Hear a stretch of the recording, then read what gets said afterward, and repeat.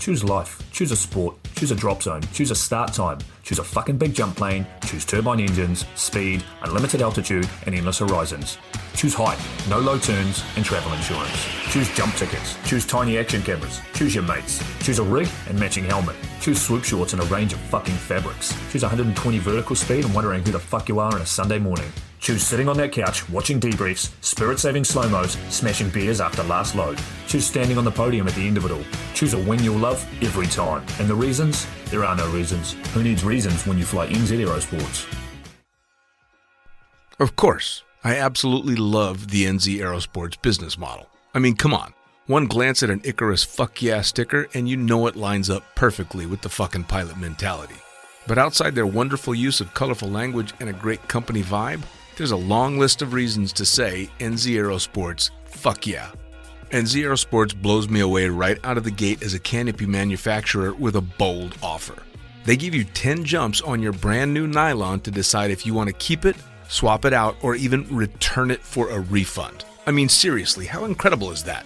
That's like getting halfway through a prom and deciding you prefer the slightly racier date that goes down faster. Seriously, they do that. If you're not madly in love with your new canopy after 10 jumps, they'll let you swap it out for another size or model, or even get your money back. And the range of canopies they've got? Man, they've got a style canopy to fit every jumper and every situation with models you know and trust, like the Sapphire 3, the perfect choice for the beginner or intermediate canopy pilot. The Crossfire 3, when you're ready to kick it up that elliptical notch. The JFX 2, if you're looking to up your new swoop game. The Leia as the workhorse and dirtwater dirt beast, or the Petra. The Petra cranks out crazy power and is nothing short of a record breaker. But hey, it's not always about speed either. Take the Kraken. Built as a low pack volume canopy specifically with wingsuiting in mind, she gives you all the performance you're looking for with the reliability you need that'll have you itching for that next formation, rodeo, or puffy cloud. So the equipment is top of the line kick-ass stuff as you already know, but how about the team? Well, the customer service gang is there to sort you out whenever you need them. Maddie and Beto are always there to help with Jen holding the reins. They're available for you at sales@nzaerosports.com, and they've got a kick-ass live chat tool on the website if you're wanting to hit someone up right away. These are the crew you're going to want to talk to get those custom orders in. With the stock nylon, once you know what you want, they'll have that shit on a FedEx truck as soon as the credit card machine says approved and get you in the air in no time. For your custom orders, you'll be able to get a time frame for building and shipping when you design it, so get to it. And demos. They've got demos in the US available from their partner Rock Sky Market. The whole US demo fleet is there with Sapphire 3, Crossfire 3, Kraken, JFX2, and Leia canopies in a range of sizes. They also offer student and tandem demos in the US. Bottom line, every step of the way, NZ Aerosports is there to get you what you need, and I personally couldn't be happier to be teamed up with them here on Lunatic Fringe. Hell, they've even got a special offer for all you lunatic listeners out there. Just head to pages.nzaerosports.com/into the void. That's pages.nzaerosports.com/into the void and follow the instructions to register a website account with them. You'll score a discount voucher worth $20 towards any purchase over $200. I mean, come on. You know you're going to shop with NZ Aerosports, so grab a little extra cash towards that buy and enjoy. The offer is good until the 31st of December, and the voucher's good for 3 months, so go register now. And now, time to get started with Lunatic Fringe Into the Void, brought to you proudly by NZ Aerosports. Fuck yeah. Coming straight from the cockpit, it's another episode of Lunatic Fringe with the fucking pilot.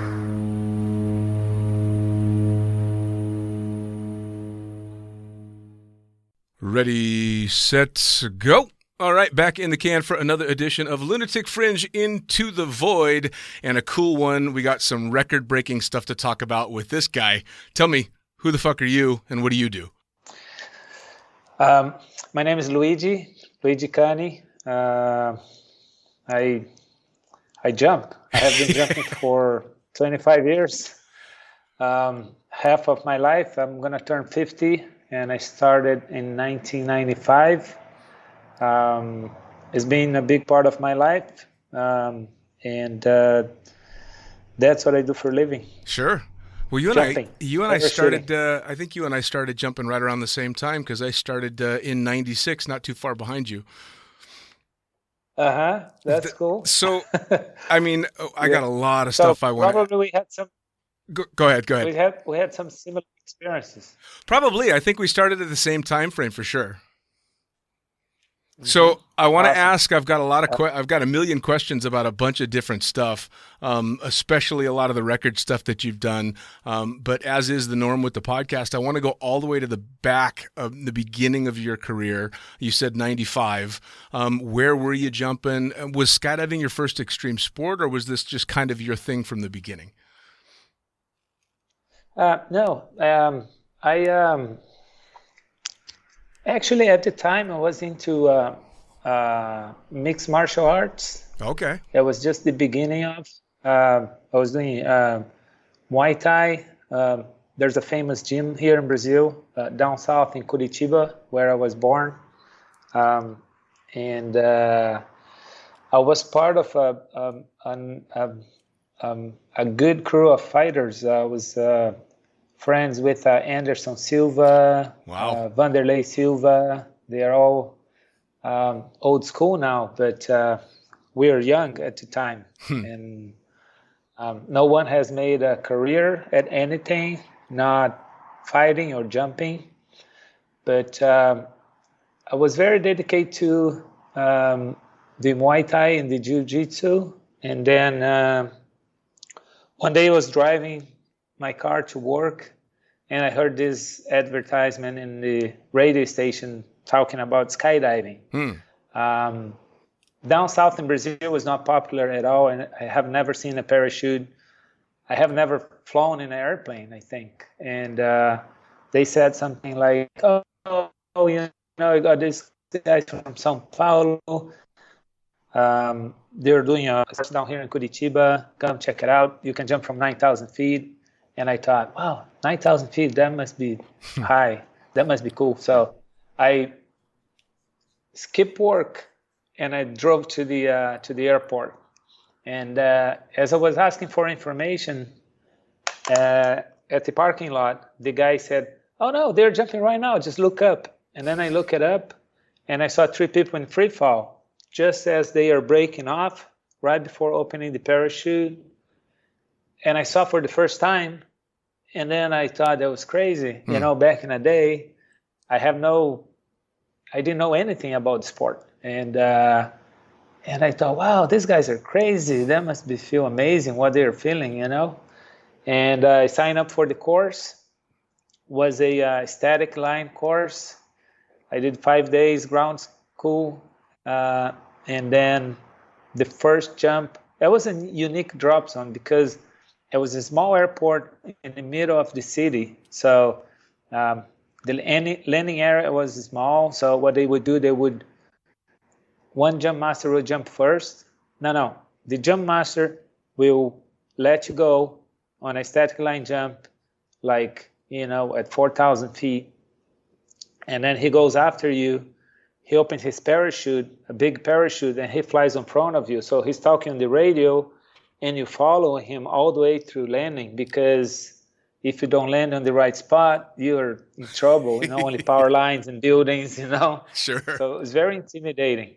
And for my surprise, when they opened the door for my first jump, I was almost in panic. I realized I was afraid of heights, you know. Like these days, you know, like you and me, you know, we have been doing this for a long time.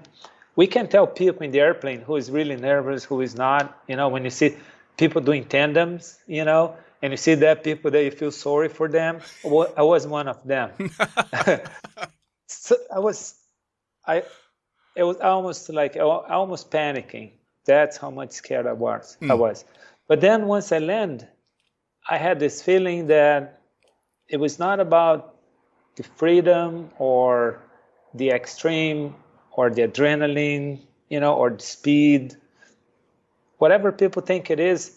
That was part of it, but the major part was like facing my weakness. It was like, the accomplishment of doing something that would make me feel so intimidated and so scared, and the feeling of having control of that was what made me to keep on going. Yeah. Sure. That's it's been really funny that I've been able to talk to so many people that have been in the sport for years and years. And I get comments from a lot of the people that listen to the podcast saying one of their favorite things is when they hear someone like yourself, someone that's very well known in the sport, many, many years, many, many jumps and many accomplishments. They like hearing that you were fucking scared. Because, people get this natural assumption that these rock stars in the sport that are doing these innovative things must not get scared. And chances are they've been shitting their pants right along the way with the rest of us. And people like knowing that, Exactly. If they're not, they're in danger because, this is what I think when I see, because most people are not as scared as I am up to these days.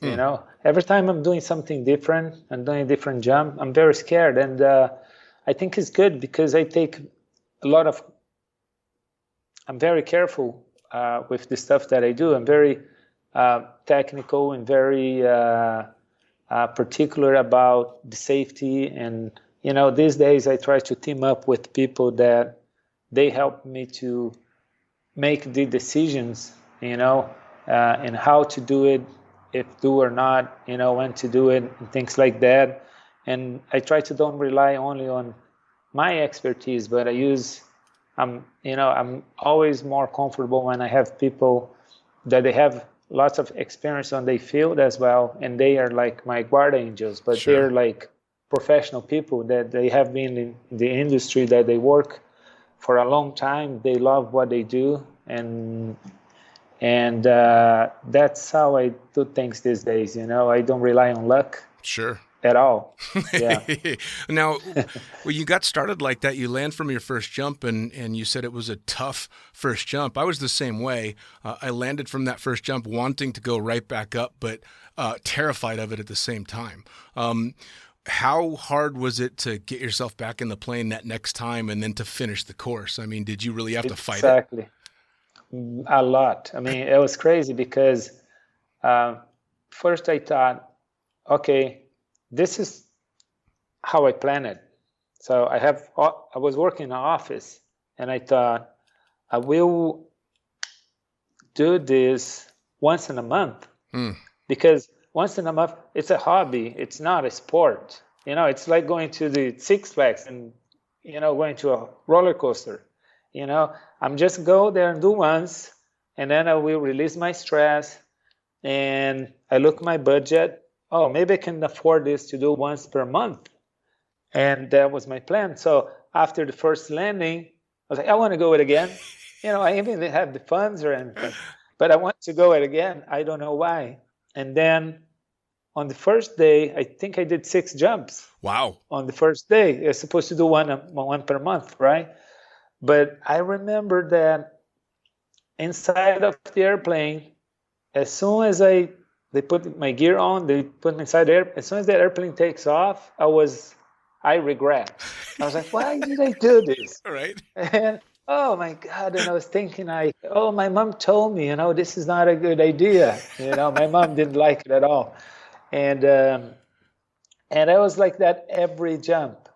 Sure. Every jump. And then I remember I pushed it hard, like it was only weekends that they have the drop zone working. And then on the second weekend, I went to my jump number 11. So at the time, it was not like a AFF course. It was like a static line that, the first thing you do 3 jumps with the static line. And then the first one, you pull the rip cord. And then you take like 5 seconds and pull the rip cord. If you do right, you take 10 seconds. And then I think my jump 11, I was already jumped from 10,000 feet. I think that was the highest they would go. And you free fall all the way to 5,000. And my jump number 11, it was cold, very cold. And I start spinning on my own. Nobody's there, and I was spinning like crazy. And then I opened my parachute, and then I had, line twists and stuff, and I landed, and then I said, this is not for me. I was too scared. Sure. I didn't have control, of the spinning, and that's how this is old school, Sure. like, you're by yourself, you figured it out. And then I stopped doing it for 1 month. I said, no, I'm going to die doing this stuff. This is not for me. To make the long story short, I came back one day. It was a warm day, and then it was sunny. I had nothing to do. I said, I'm going to go there, check it out. And then I jumped, and I had a great jump. And then I got back on track. I remember I had a cutaway very early, like jump number 15. Probably shouldn't cut away. It was something to do with the toggle. I could take the toggle, but Sure. I cut it away. There was, the instructions. And then I was like, whoa, I was petrified. But I got that out of the way very early. So Sure. the reserve works. And then I start to, and then I use all my savings, all my plans changed. Right. All my savings, everything. Oh, I don't need to buy an apartment anymore. This is where I'm going to spend my money. And I put everything, 100%. 100% I was putting into it. And then I was jumping as much as I could. Obviously, we had a limitation. It's not like, a big drop zone or nothing like today. If you're lucky, you make like 5 jumps in a weekend. And then I was doing that all the time. And then there's some, and then I started going to São Paulo, where they have Boituva now. It's the biggest drop zone in Brazil. So very soon, my weekends, Friday, Saturday, and Sunday, I would drive, 800 kilometers every weekend to go to São Paulo and spend. And then there we could make a lot of more jumps. Sure. I could make like 20 jumps in one weekend. And 2 years later, I don't know if I'm going too fast. No, please. 2 years later, I sold everything and I moved to California, to Los Angeles. We used to watch those VHS tapes. Oh, yeah. And it was when Charles Bryan and Free Fly Clouds and Flyboys, Yeah, and man. there's some stuff like Rickster Powell for swooping, and I was like really into swooping. And we used to watch those videos, and then I was like, okay, Flyboys are in California, I was a big fan of JC from PD Factory team, John Cockleasure.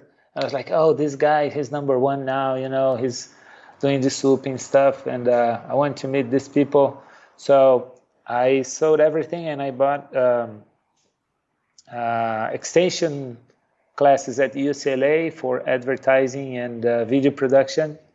And then I used that excuse to go to California and jump. So you got yourself into college courses in California, not to go to college, but to jump in Paris. Yes, that's right. That's fucking awesome. That's pretty much what I did. That's I had awesome. because it was crazy. Like nobody would support me. I didn't rely on anybody's money. I started work very early, and I did everything with my own funds. I did how I could, but still, your family. It's like this is 1997. Yeah. You're gonna go chase what? Yeah. A skydiving career? What is that? What a parachute will do for you? Sure. You're gonna kill yourself. Sure. That's not a job.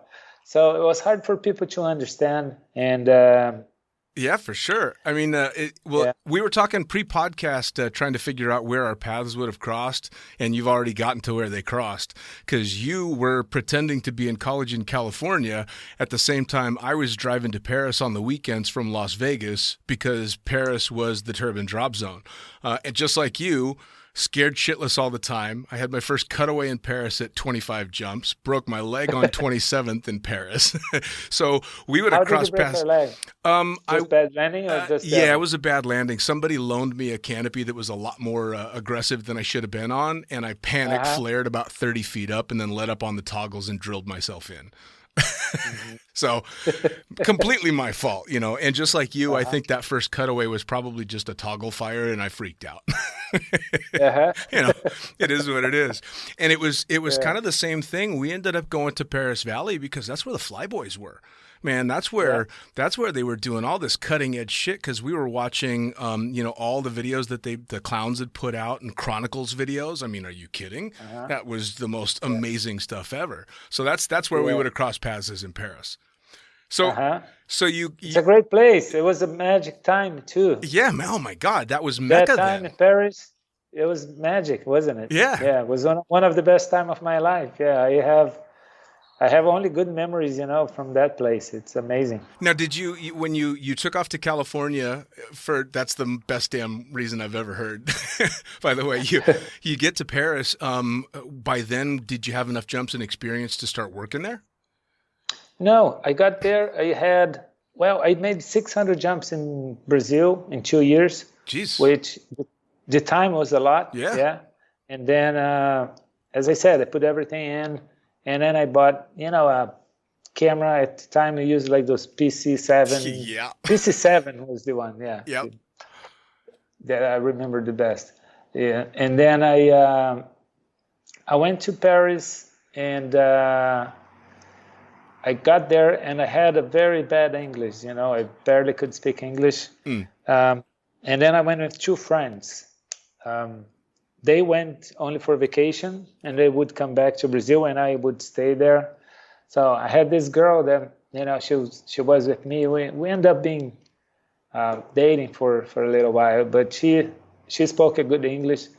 And I got to Paris, you know, and I made a fun jumps, and I was like trying to meet people, and people were very friendly, you know. I got along with people very quick. Sure. And then I had my camera helmet, and then this is how it happened for the first time. I was there, and they had this competition, this championship. It was like a 4-way camp or something event. And there's a lot of teams, you know, back in the day. Sure. They had those events, a lot of 4-way people. Oh, yeah. And then Craig O'Brien was the chief of the camera guys. And then I was like, you know, maybe you go there and ask if they need help, you know, to film. And she goes to Craig. And I was like super fresh. I was there like not even for a month, you know. And I was living in Los Angeles, so it's not that I was living at the drop zone. Sure. We would drive on the weekends. And Craig, yeah, sure. Does he have 2 parachutes? I was like, I didn't have 2 parachutes to make back-to-backs. Right. And she's like, sure, he does. So she loaned me her big parachute, you know. And then I was doing back-to-back like crazy, you know. And then like, oh, you know, you're framing Ryan. He gave me some tips. And then I was like a dream, you know. It's like the first time I made as many jumps as I could make, you know. I didn't have to stop it was crazy because, I even didn't feel like I have to stop to get food, you know. I just would jump as much as I could, you know, back in the day. And I ended up make some cash and make, you know, tons of jumps like I never made before. And I was like, oh man, this is it. And so I met Craig O'Brien right there. And then, you know, about the same time I met everybody. And I think I was so excited, and my passion for skydiving, it was so genuine that people, they can sense that, you know. They see in your eyes, like they see how your eyes is bright about what you're doing. And then you know, down here in Brazil, especially back in the day, always like, oh, you know, American people, you know, they don't like people from Latin America, and they don't give you chances and this and that. And for me, it was 100% the opposite, you know, because I was coming from a third world country, you know, to United States, you know. That was my, you know, first time there. And all the doors were open, you know, the same way it was for everybody. And I thought, wow, this is cool. You know, these people are, it's very special because I think, you know, the jumpers, they are like, even though you have a crazy way to live life and all that, but we are very down to earth as far as relationship and things that matters in life, you know. and you're not superficial as much as, you know, some of the other areas that you socialize. And I felt that, and then I ended up staying for only 12 years. Only 12 years. Yeah. Yeah. I mean, you're dead on in the relationships that people form in the sport. Not only are friendships made quickly, but they're really close and tight bonds. And I keep likening it to a soldier's kind of friendship, because we're putting ourselves through sometimes dangerous, sometimes scary experiences together, and that bonds people tightly, you know? And you've got such a variety of people from so many different walks of life and so many different professions that do what we do. It's kind of hard to be pretentious about it.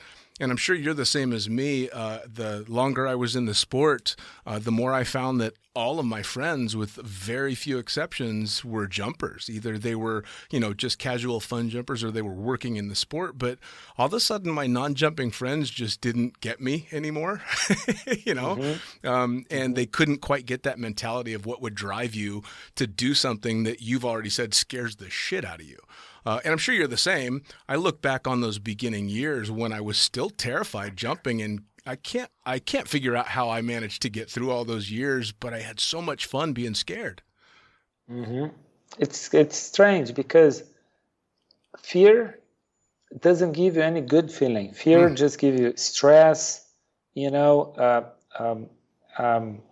It's not comfortable, you know. It's a place where you want to get out of it. And for some reason, after you accomplish what was scaring you before, that feeling is so much stronger than what you're feeling before, you know, the good feeling after you accomplish something, you know. I think it's like everything in life, you know, nothing comes easy. So, but, you know, the jumping activity, you know, the high risk sports, they have something that's very hard to deal with. It's like losing your life, you know.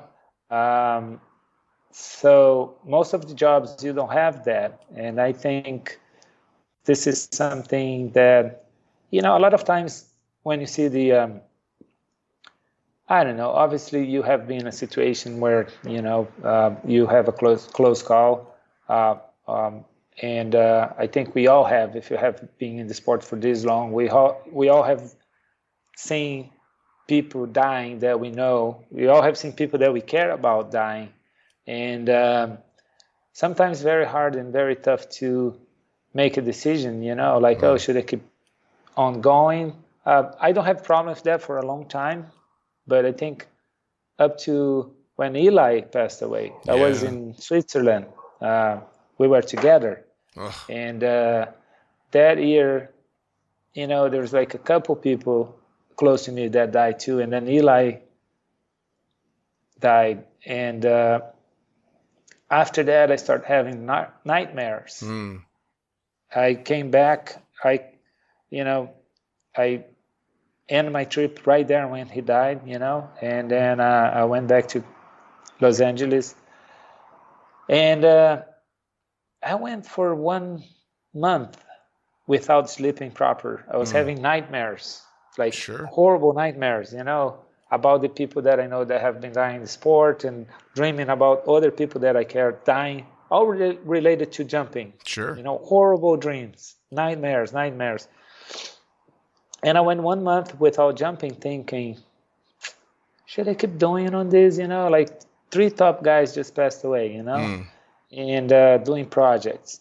And then after 1 month, I had to decide what I'm going to do with my life. And I thought, let me study as much as I can what happened, why it happened, you know, everything about it, not just the technical or the physics, but the psychology inside of their heads, you know, what put themselves in that position to take that risk, to make that mistakes, blah, blah, blah, blah, blah, blah.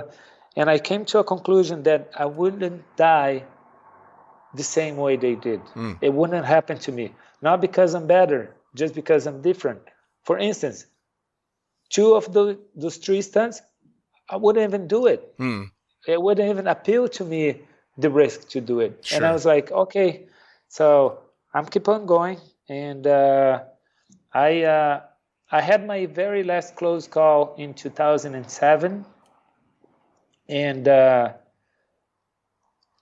Eli passed away in a very similar situation that I had in my last close call. And we talked at the bar for 3 hours about my experience and how lucky I was and what happened, because he was struggling with the same thing. And then next morning, sure enough, and I was trying to talk him out of it.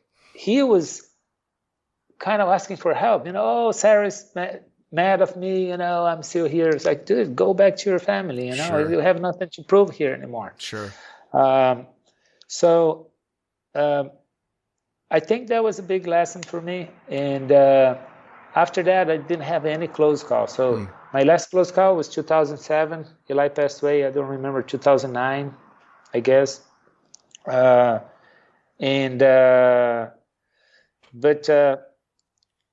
it's a beautiful sport. Sure. Sure. Well, it has some risk. I think the risks and the potential for loss is part of what makes it such a beautiful sport.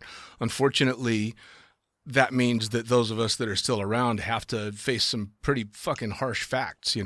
I had not exactly the same type, but I had definitely my time in the sport where I had to make that same decision, and had lost some people over the years, and then had heard about losses. And you know how it is when you're in the sport for any length of time. You might not know the person that died, but you know a dozen people that knew that person. So it's always close to home. It doesn't matter if you know someone. It was a skydiver. I was having the same type of thing where I was trying to decide, is this something I still want to do? And it was getting almost to the point where I was making deals with myself. Okay, I'm going to keep jumping because I'm making good money and this is what I do. But if I can make it to my daughter's next birthday, then I'll reevaluate. And then, of course, the birthday would come around and I'm still jumping. And then, okay, I got to make it to her next birthday. And then and so you make all these bargains with yourself, and then you finally just decide, this is who I am. This is I'm not making deals. I'm just going to be as safe as I possibly can. And you just learn to cope with those losses. Everybody's had that, all right, am I still a skydiver moment? And clearly we still are. Now, I want to ask, because we're talking about risky stuff and kind of riding that fine line, what drove you to make the decision to go for the initial record of flying and landing the smallest parachute ever? Because that is wow. I know you put a ton into it, but where did that idea come from? Why go for that? Yeah. Started around that time when I went to California. I think I was around for, I don't know, I must be around for a couple of years already, maybe 1 year. And then I saw, I think, Mike Mullins came to Paris, and he was landing a 58 square foot parachute. And I was walking to draw, and I heard something different. And then I look up, and he was like doing his turn and coming for landing. These days it's normal. Right. But, back in 1998, 1999, I don't remember the year, something like that. It was crazy. Sure. So inspiration, he inspired me. I saw that, and that was the same feeling I had when I woke to the airport and I saw people in free fall for the first time. It's Sure. like, wow, how does that feel? Right. And I saw that guy on that fast parachute, and I was like, whoa, this parachute sounds like a little jet or something, Sure. And immediately he's like a superhero to me, It's like, wow, I want to see how this guy looks like, Right. And then everybody's talking about, he got a prototype parachute. There was no parachute for sale at that size at the time. I was already into high performance parachutes. I don't know what I had at the time, maybe Stiletto 107 or something. Sure. And then after that, I learned about Icarus canopies, and then I managed to buy one canopy from Icarus. I remember it was hard to get in the States because everybody thought it was dangerous. Nobody wanted cross brace parachute. Nobody had it, only Icarus. Sure. There's no velocities, there was nothing. And then everybody, that's not a good thing. This canopy is not safe, but I was so excited, so I managed to get one. I think it was like 80 square feet, light guy, 145, 150 pounds. And then I start jumping the parachute, and everybody's like, oh, you're turning too low. You're going to, same old for everybody, Right. that start doing things. And I was lucky that I had some good guys around, like JC and some other, people that they knew what they were doing. Sure. And they put me on track. And then quickly I was doing the right thing, with those parachutes. And then soon enough, I borrow Mike Mullen's 58 to check it out because I'm little, and Sure. was flying right, and people trust me. And then I decided and then I started competing on swooping. And then I started doing okay, and I was competing with the big boys, and that Sure. was a part of the family. I felt like part of the family, and then I was getting lucky now and there, and having good results on swoop competition, swooping with the big dogs and things Sure. like that. And then I approached Icarus and I said, hey, why don't we do this world record? Mike Mullen, he had a world record, but he never claimed for it. He was doing just for fun, or Sure. And then I'm always like, because I need to make a living. Sure. I need to survive out of this. How I'm gonna survive? Everybody goes to the direction where, they have the skills for it. And I never, for some reason, I never dream of teaching people. Sure. I didn't feel like being an AFF instructor or a tandem master. Sure. I was trying to find my way in the industry, and then I was like, okay, if I make this a world record, and I can try to get some sponsors, and then Sure. we give a purpose for it, and maybe they will go for it. But all I wanted was to fly a fast parachute. Sure. And then I approached Icarus. They agreed. I was surprised, and they made the first 46. I think the year was 2000.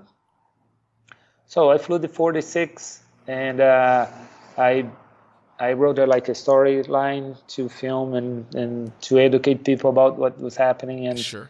And then I sent the footage to Brazil, and it was playing on the big TV shows in Brazil at the time. There was no much cable TV. It was more like network TV. Sure. No social media, nothing. So everybody in Brazil used to watch this big show. It's like the biggest rating show in Brazil. Half of the country watched that show, even more. Right. And then I make the highlights on that show, and then the recognition at the time, I never expect that. And I was like, wow, man, I think this is a way I can make a living, doing projects and filming. And Sure. And then I got into this track of doing, I think after that, we're in the process to make Icarus Extreme team. And then I team up with the JC, Clint Clausen, and Jim Slayton, and we became the factory pilots for Icarus canopies. And then they're supporting us in competitions and little events. And then I went beyond that. I got some money from Brazilian company, Yahoo Brazil, to to go to Switzerland and fly parachutes near to the mountains. Because they used to do those blade runnings, Sure. in small mountains in California, in the United States. And JC was good with that, and Clint was good with that. Me and Jim, we knew nothing about snow and mountains and things like that. And then we went to 2 events. Forgot where, South Lake City, I don't remember. Flagstaff, I don't remember exactly. No, not Flagstaff. But we went to the mountains, I think twice. And then I was like on ski slopes, And then I told JC, hey, JC, what if go to big, massive mountains in Europe, He's like, oh, this is dangerous and expensive, How can I do this? And I was like, I'll figure it out. So I got money from Yahoo Brazil, and then we get in touch with our friends, the jumpers from Switzerland, and Stefan, sky surfer guy, Stefan Cloud. Stefan said, hey, Luigi, there's like a Eiger here and this, and you got the helicopter, you guys can jump and this and that. So we put a project together. We went there when we were the first to fly high-performance parachute close to the north face of Eiger. That was back in 2000. Man. And then we started doing that, just like doing projects and, and stuff and filming. And I was sending to Brazil, and I was getting, good publicity in Brazil. And then I kept on going, and I'm still doing, stuff like that up to these days. Sure. Well, it was those that were the beginnings of really getting the sport into the eyesight of the general public, right? Because, skydiving was never a spectator sport. You can't go watch it. That's one of the reasons that sky surfing never really survived the X Games, because who wants to go to an event to watch a TV? That's the only way you could see it happen. Yeah. And doing that mountain flying and the high profile stuff that you guys were doing really put it all in the public's face, and it looked cool, and you didn't need to understand it to go, holy shit, that's badass. It's that kind of stuff that kind of kicked off this whole, not the social media portion of it, but definitely the putting your stuff out there, and especially with the smaller canopy. What size was it, a 35 that you ended up getting the record with? Well, I got the record in 2000 with the 46, and then 2004, I came up with the idea again, and we did a 39. So 39 was the big step, because 46 is still close to the 50s, but when you get down to 30s, man. And then I got that 39, and that was very scary, and then it took a lot of training and resource and a lot of tests. I flew the canopy a lot before landing. Sure. And in Paris, I would cut away because it's a drop zone. You have to jump 2 parachutes. So I was cut it away. 3,000 feet, 2,700 feet, and then going to a normal parachute. I still have my reserve. And then I have to rescue the parachute. So I would spot the parachute when I cut it away. And then we got good at doing that, but we did that so much. And then with the 39, I set the record, and then I had the canopy, and I was comfortable, not really comfortable, but I was doing demos. People would hire me to go to place and jump the parachute, and I would go and do demo jumps, and obviously always like relying on good weather situation and everything. Sure.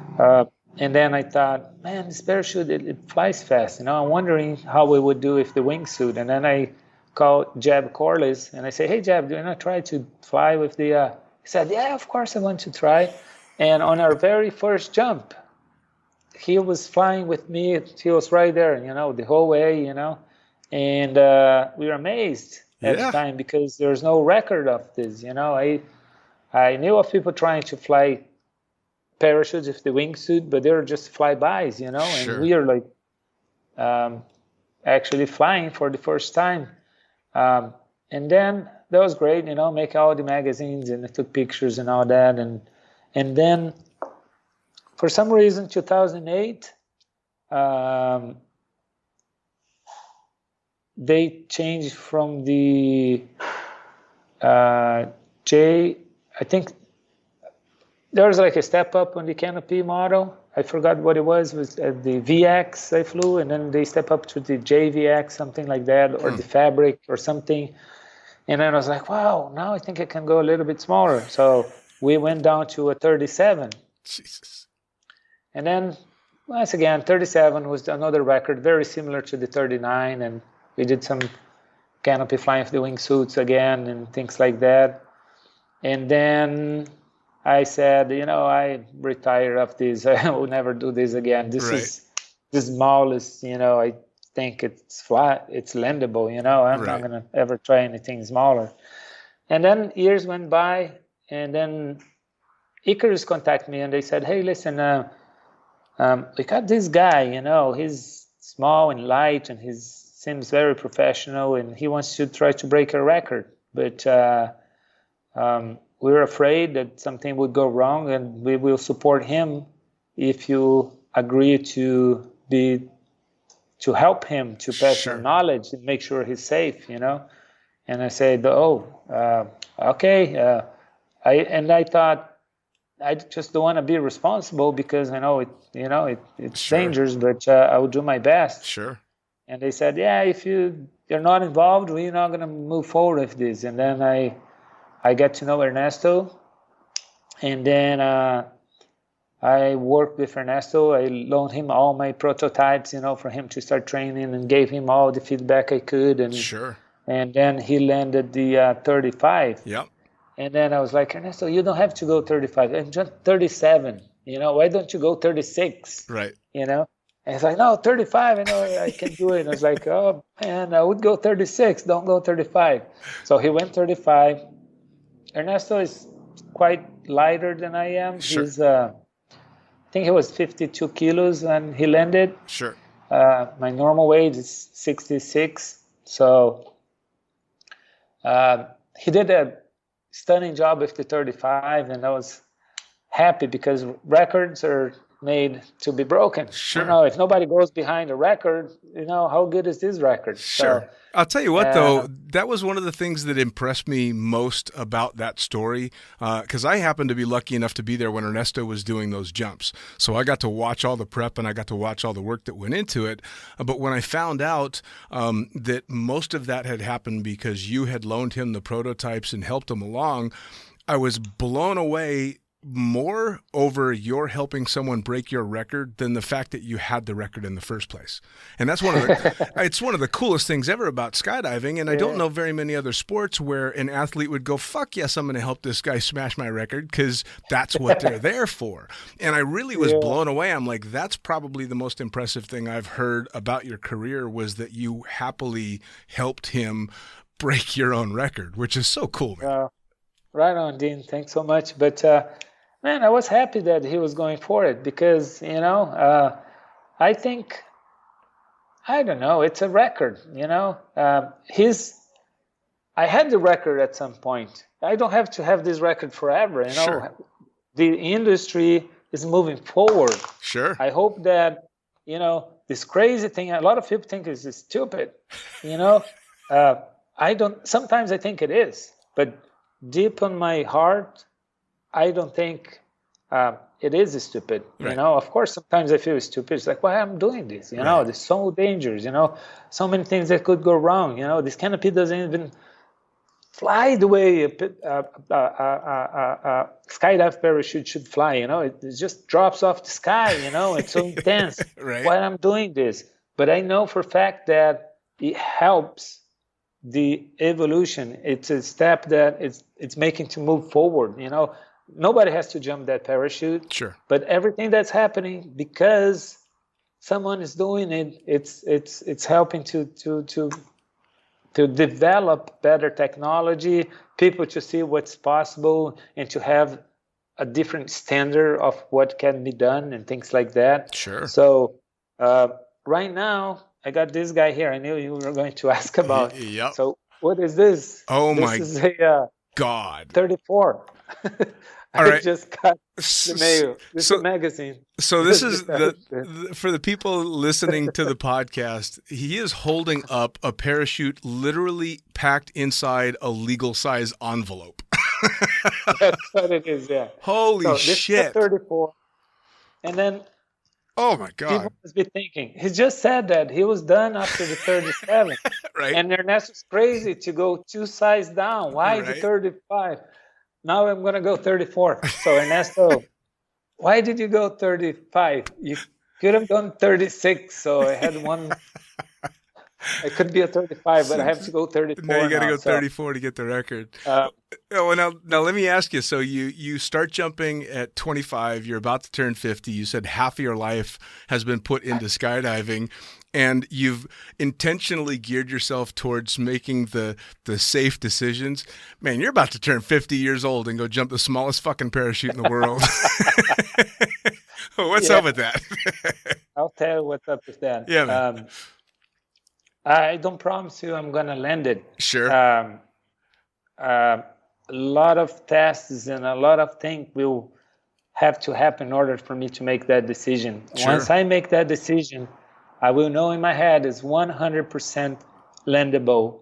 And I'm not going to say it's a 100% safe because it will rely on how I'm going to perform. Sure. But everything else, all the data, all the training, all the information, the people that will be that I'm going to be relying and make safety decisions with me, I trust them very much, and they will not let me jump if there's a question mark. Sure. So I might not land it. I might find out, okay, it's landable, but it's too risky. Right. If I make, I don't feel comfortable because if I make this little mistake, it's not going to work, so I don't go. Sure. So it will have to have like a little bit of room for me to feel comfortable to do it. It is very it is very interesting that I'm doing this and I'm going to turn 50. I think about that. It's like, man, I never pictured this happen, you know? But once I got my first, I was jumping in the older generation canopy, and then I got the Slayer 64, and I used to jump like a 77, a 79, like as a regular parachute. When I was jumping, the JVX, and then I got this layer. I went to get this layer, and they say, "Oh, you need to downsize." And I say, "No, I'm good with that. I have been downsized a lot. I'm getting older. I want to just stay the same." No, this canopy, you have to fly a heavy wing load. And it's like, wow, really? Like, how heavy? And they gave me the wing load that the canopy is supposed to fly the best, and I found like, oh man, a 60. It's like, I used to jump the VX60. That was crazy. The opening was so hard. I remember back in the day. Sure. And the landing was so critical and all that. It's like, I don't want to have a 60 square foot canopy for everyday jumping. Right. And they say, oh, okay. So I went to 64. And then I got 64 thinking that was a bit too small. When I made my first landing, I was like, whoa, this is crazy. Wow, this is crazy. So that's why I'm doing this, because it has so much more performance on landing. And then I thought, wow, so yeah, 37 will be a piece of cake. I can go smaller. And then I start talking, to the experts and to Icarus and all that. And they said, well, there's something you should consider. The canopy lands better, but it's more elliptical, so it's going to be very twitchy. We don't know if it, at that size, if the canopy is going to fly straight even. Sure. So you have to try. Right. So I got a prototype 43, and then I made. We already did. I would say 1/3 of the project. was filmed with the 43. I did a lot of flying up in the air with the 43. First, we have to figure it out. Like, this is why I'm doing. When I was doing back in the day, I was doing with the resource that I had. So that jumping with the airplane, most of the jumps I did out of the Super Twin order in Paris Valley, which has a side door and then the exit to debag the canopy out of the airplane. It's horrible because it's sideways. So you're like 45-degree angle, somebody's holding the bag. You know, that was like one of the scariest parts for me. Sure. I had a couple malfunctions on opening because of that. And this canopy spins so fast that the G-force increases so quick that if you let it take 3 spins, you don't have the strength to bring your hands to the cutaway cable. Sure. You know, the G-force is too great and you will pass out quick and all that. So I have been always aware of this. And so here, and then I decide, okay, the only way I'm going to do it is if I have the funds to have a helicopter and to have a more clear way of the opening of the canopy, because the opening is just as dangerous as the landing. Sure. Then one thing that we learned here was that on my very first jump, I have I do fly helicopters. So I thought the downwash of the helicopter, it goes only for about, 60 feet. So at the time I let it go and I stretch the lines and I'm following the canopy will open way below that. So it's not going to affect the canopy opening. Sure. And the hovering exit, it's the most symmetrical, the best opening I can have. So he did that for the first time. So what happened is, once the little parachute came out of the bag, he's lighter than me. So the downwash pushed the canopy down. So I'm falling and the canopy is falling faster than me. So I see the canopy coming around and going through his own lines, you know. So my first opening, obviously, I was spinning my back right away. I cut it away quickly. And then we watched the video. I understand what happened. So we decided that, okay, I cannot have the helicopter hovering. So if he's going to be moving forward, how good that does. Okay, it's going to be sideways like the airplane. It's going to be slower. We don't have to go 80, 70, 60 knots. Right. But we have to go 30, you know.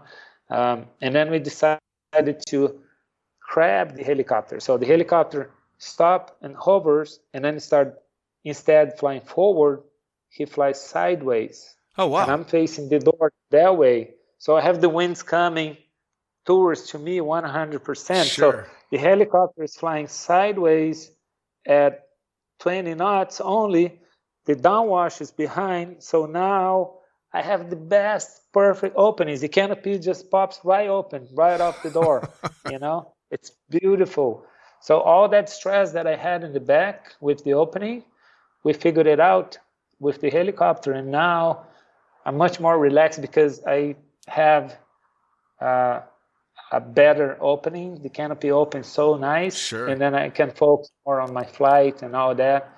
And then the other thing we are doing down here in Brazil, because we can have one parachute out of the helicopter, we can use a base gear. So I just have my base gear and I can fly the prototype down to, 1,000 feet, 800 feet, 700 feet, cut it away and have he landed exactly where I want. So I cut away the canopy, I land and I look down, the canopy is landing right beside me.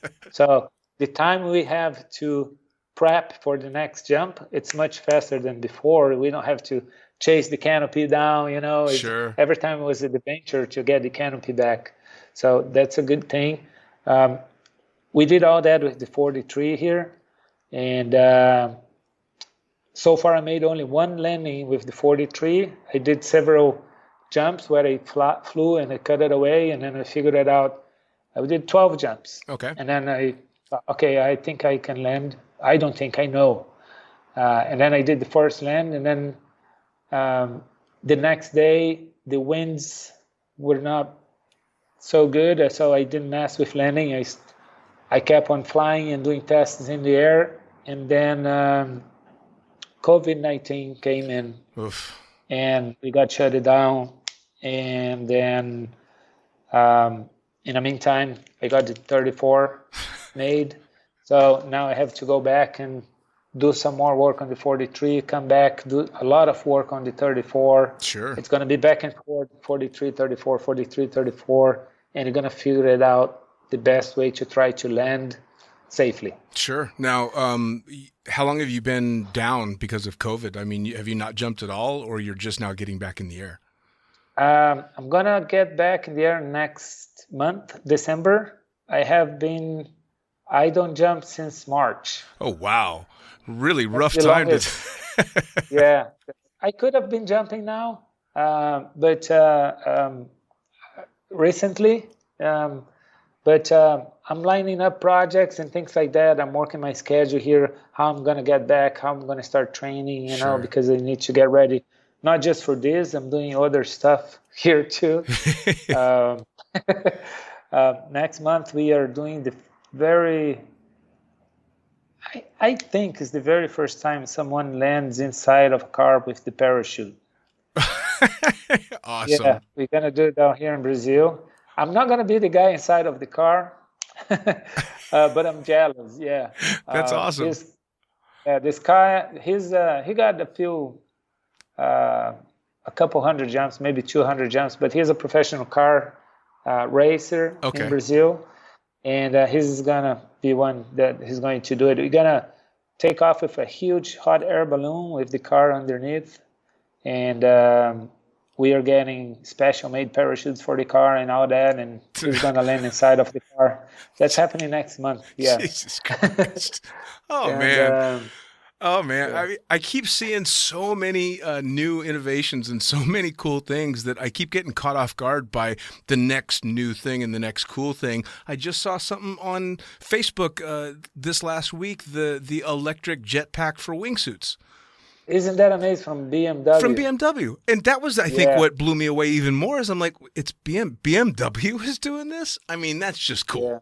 It really is. I think we're in such a neat time in the sport between Jetman and the rigid wing and stuff like this and the guy that's got the jetpacks on his hands that's flying around. I mean, we're very literally stepping into the future super quick now. And it's such a cool time because guys like you and I remember when, you know, stiletto was the scary parachute, you know, and so it's changed so much. It's just a wonderful thing to see. And the fact that you're still doing it, I mean, you're sitting there with a parachute that fits in an envelope in your lap. I mean, holy shit, man. Now, I think it's like you said. I was just going to say, do you have kind of a time frame in mind for when you're going to be back on the 43 and then given the 34 your first flight? Yes. I have scheduled for from January 10th to the 25th to finish the project. So between those dates, I'm going to be working full-time in this event. I got some people coming from outside of Brazil, you know. I need some reliable people to help me to make safe technical decisions. So I got James coming from Italy for those times. He was part of the beginning of the project, and I'm just waiting for his schedule. We have everything planned out, location, time, production, everything. Awesome. We're going to make a 1-hour documentary about the 34. And so next year, 2021. Fantastic. I'm looking forward to seeing it. Now, for everybody that's listening and wants to know how to keep track of that project as well as the other stuff that you've got going on, how do they track you on social media? Where, you know, what kind of footprint have you got out there? Where do they find you? Yeah. Well, if you're outside of Brazil, I think the best way is on Instagram. I think I have not been posting much during the COVID-19 times because, you know, we are not doing much. But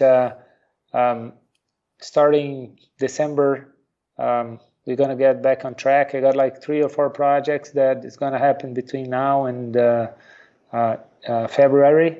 So Instagram, I think it's a good way to track it down. And I'm happy to be back doing projects because it was a long time. Yeah, for sure. Well, and what a project to come back with. I mean, it's going to be pretty epic, man. I cannot wait to see how it all goes, and then to, of course, watch the documentary after the fact. I'm sure it's going to be super cool. Yeah, what we are trying to do is to make a video that people will understand. You know, all the things we were talking, people should understand. You know, like why and how it works. You know, Sure. I want to show people exactly what it is. How does it feel to fly it, and why I have the drive to do it, and I think we have shown some of the stuff, you know, on the earlier projects, but I think we're more prepared now to make a better piece and show people better, you know, and, Sure. and make people connect more with the since you're talking about this, I really want to thank Icarus Canopies for being supporting this for so long and for being this amazing company that is always like into innovation, you Sure. know, and take it to the next step and take the risk. You know, there's a lot of risk. I think we build up a relationship with trust. So they trust me that I'm not going to jump the canopy if I'm not comfortable, Sure. you know, and I will not. I have nothing to prove. You know, Sure. This is the great thing, you know, like back in the day when you're talking like, you know, early the 90s, you know, we have so much to prove. Sure. But now we don't have, we got nothing to prove, you know. No. We have been jumping for so long. We got nothing to prove. If we can do it professionally, safely, we'll do it. If it's a question mark, I'm sorry, I'm too scared. I'm not going to move forward. For sure. Well, and the cool thing about Icarus as a company too is they would be the first to support you either trying to land it or saying, "No, not going to happen." I had the privilege to have Julian as well as Attila both on the podcast, and it's great to hear from a company that's you know doing all this cutting edge stuff, but they're also willing to go, no, you guys are pushing a little too hard. We're going to try this instead, and it's refreshing to hear that. It really is. Yeah. Well, Awesome. dude, I'll tell you what, man, I cannot thank you enough for taking the time to sit down and talk to me. I'm dying to see how it all goes. I want to see that 34 in the air, so I'll really be looking forward to that. Everybody needs to find you on Instagram so they can track what's going on, and I'm sure Icarus is going to be following up on what's going on as well. So, Of again, course. thank you so much for taking the time. Thanks so much. All right, there you go. Another episode of Lunatic Fringe, episode number 100 in the can. Brought to you, as always, by the greatest magazine in the known universe, Blue Skies Magazine. Also brought to you by the Sports Collective, Extreme Sports Collective, pussfoot.com, Summit Parachute Systems, Jarrett Martin, Badass Pilot Rigs and Rigging Chorus, Summit Parachute Systems, and me, the fucking pilot. Head to thefuckingpilot.net for the podcast, for the books. We'll see you next time.